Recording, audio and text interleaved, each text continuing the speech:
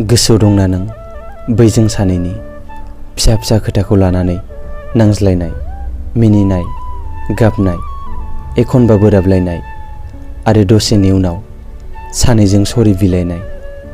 जानांगौ नों बावलांबाय, नाथाय आं दिनैसिम गोसोआव दङ। नोंथ' आंनि गासैबो खोथाखौनो बुजियोमोन, नाथाय नों मानो आंखौ बुजियासै?